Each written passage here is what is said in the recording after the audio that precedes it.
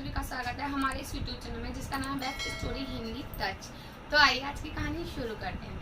कहानी का नाम है बेटियों को रीत का ही देना चाहिए। सुधा अपने माता पिता की इकलौती संतान है। वो काफी अच्छी और काफी अमीर घर से है। कॉलेज के टाइम में उसे संजय से प्यार हो गया और उसकी जिद के कारण उसके माँ बाप को शादी करनी पड़ी। जहाँ उसके पापा की फैक्ट्री थी वहीं संजय एक मामूली सी नौकरी करता था और उसके घर में ज्यादा सुख सुविधाओं का सामान भी नहीं था।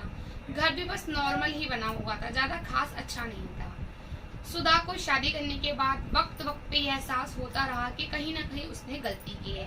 कहाँ वो अमीर बाप की बेटी और कहाँ ये गरीब फैमिली। उसे एडजस्ट करने में बहुत दिक्कतें हो रही थी। ना यहाँ एसी है, ना बड़ा फ्रिज, ना अच्छी वॉशिंग मशीन, कुछ भी तो नहीं है यहाँ वैसा जैसा उसके पापा के घर पे था। ना वो शॉपिंग करने जा पाती है, ना बाहर खाना खाने जा पाती है। उसे एक एक रुपया खर्च करने में 10 बार सोचना पड़ता है।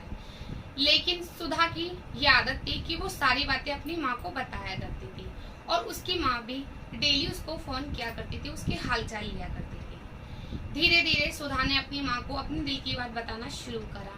माँ, यहाँ कूलर है, एसी नहीं है, मेरे पे रहा नहीं जाता इतनी गर्मी में, यहाँ अच्छा फ्रिज नहीं है, अच्छी वॉशिंग मशीन नहीं है, हमारा बेड कैसा है, वगैरह वगैरह काफी चीजें। धीरे धीरे उसकी माँ ने उसके पिता को कहा और उसके पिता और माँ बाप ने धीरे धीरे ही उसका घर बसा दिया। देखा जाए तो घर गृहस्थी का सारा सामान उसके मायके से ही आता था। धीरे धीरे ससुराल वालों के भी मजे आ गए और ससुराल वाले और उसका पति भी इस चीज के आदी हो गए। जब बगैर कमाए हर सुख सुविधा, पैसे, हर चीज मिल रही तो कौन कमाए। संजय के दिमाग में ये बात आ गई थी, इसलिए उसने भी काम वाम करना छोड़ दिया था। नौकरी छोड़ देता था कि अच्छी नौकरी नहीं थी, कुछ न कुछ बहाना करके छोड़ दिया करता था। उसकी सास भी मीठी मीठी बातों में उसे फंसाकर उसके मायके से सामान मंगाना, पैसे मंगाना, अच्छी साड़ियां, गहने, ये सब मंगाना। धीरे धीरे हर चीज उसके मायके से ही आने लग गई। एक बार उसकी माँ ने, संजय की माँ ने संजय को बोला कि बेटा तुम्हारे ससुर इतने अमीर हैं तो क्यों ना और फायदा उठाया जाए। कि हाँ हाँ माँ, क्यों नहीं। एक तरह से सुधा के ससुराल वाले लालची बन गए थे। तो संजय ने अपनी नौकरी को एक दिन बगैर बताए इस्तीफा दे दिया और आकर सुधा से बोला, सुधा मैं अपना बिजनेस करना चाहता हूँ, ये नौकरी वोकरी में कुछ नहीं रखा। अरे मेरे को तुम्हें आगे अच्छी जिंदगी भी तो जीवानी है ना।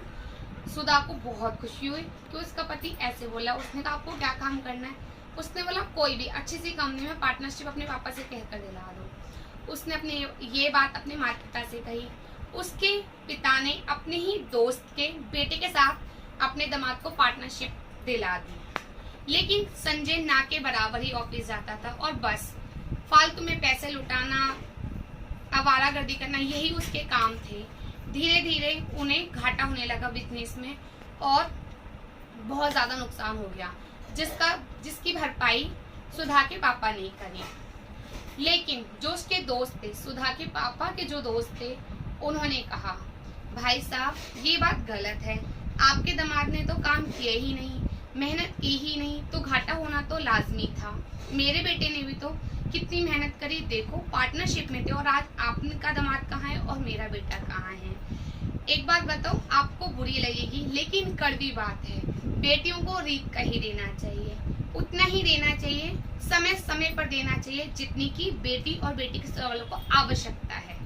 हद से ज्यादा दोगे तो बेटी और बेटी के ससुराल वाले कहीं ना कहीं लालची हो जाते हैं और इस चीज का फायदा उठाते हैं। जब से सुधा बेटी की शादी हुई है मैं देख रहा हूँ कि आप कितना कुछ दे चुके हैं, लेकिन फिर भी उन लोगों की डिमांड दिन पे दिन बढ़ती ही चली जा रही है।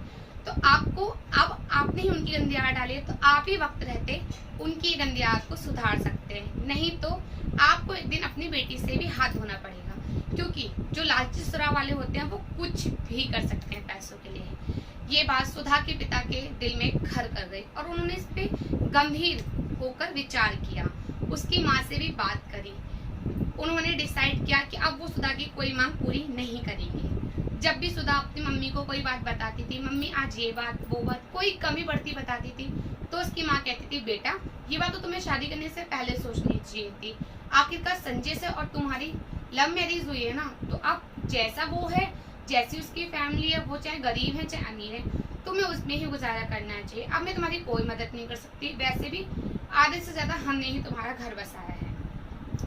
ये बात सुधा को भी घर कर गई और अब उसने अपनी माँ से कहना बंद कर दिया था सामान के लिए। धीरे धीरे उसके पिता ने संजय को भी समझाना शुरू करा और साफ कह दिया कि अगर तुम मेहनत नहीं करोगे, लगन से काम नहीं करोगे, तो मैं तुम्हें एक पैसा भी नहीं दूंगा, और अगर इस बार पार्टनरशिप में तुम्हें घाटा हुआ तो सारी भरपाई तुम्हें करनी पड़ेगी, मैं 1 रुपए की भरपाई नहीं करूंगा।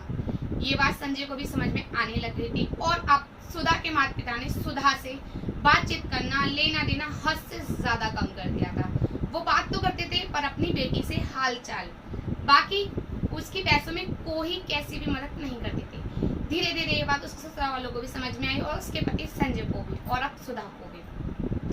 देखते ही देखते सुधा ने भी अब मांग करना बंद कर दिया था और उसकी सास वगैरह भी ठीक हो गए थे पहले से, क्योंकि उन्हें पता था मिलना तो कुछ है नहीं, तो इसलिए क्या फायदा लालच करके। और उसके पति ने भी अब मेहनत लगन से काम करना शुरू कर दिया था। तो फ्रेंड्स, मेरा उद्देश्य यही है कि बेटियों को रीत का ही देना चाहिए, टाइम पर ही देना चाहिए, वक्त पर देना चाहिए, जरूरत पर उनकी मदद करनी चाहिए। ऐसे हर टाइम बेवजह उनकी मदद नहीं करनी चाहिए जिससे कि ससुराल वाले और उसका पति लालची हो जाए। फ्रेंड्स, सुधा के माता पिता ने वक्त रहते इस चीज को समझा और उन्हें गंभीर होकर इस पे विचार किया, लेकिन हर माँ बाप ऐसे नहीं होते। बच्चों के प्यार में वो ये भूल जाते हैं कि आखिरकार वो क्या कर रहे हैं। और फ्रेंड्स, सुधा के जो पिता थे, उनके जो बेस्ट फ्रेंड थे, हर बार ऐसे कोई बेस्ट फ्रेंड नहीं मिलता, ऐसा अच्छा दोस्त नहीं मिलता जो सच्ची और कड़वी बातें कह सके अपने दोस्त से। आजकल की दुनिया में ज्यादा चापलूसी भरे लोग हैं, तो कोई कहना नहीं चाहेगा अपने दोस्त से वाली बातें, तो उन्होंने कहा और उन्होंने समझा, दोनों ही बातें हैं। तो फ्रेंड्स, ये बातें बहुत सही होती हैं, उन्होंने कहा उन्होंने समझा, ये बहुत एक अच्छी बात है। लेकिन ना अगर वो कहते या अगर वो नहीं समझते तो शायद स्थिति आज कुछ और होती। जैसा कि देखा ही जाता है कि मतलब जब ससुराल से सब सामान आने लग जाता है तो दामाद वगैरह लालची हो जाते हैं और फिर वो बेटियों को टॉर्चर करना शुरू करते हैं कि तुम अपने मायके से ये लेकर आओ, वो लेकर आओ, और जब वो नहीं देना चाहती हैं तो उन्हें मार दिया जाता है। फ्रेंड्स, ऐसी बहुत सारी कहानियां, हमारे रोज किसी दिन कहानियां सुनते हैं, न्यूज चैनल में ऐसी चीजें दिखाई जाती हैं, तो इसलिए मैंने भी सोचा कि मैं आपको ये कहानी सुनाऊं।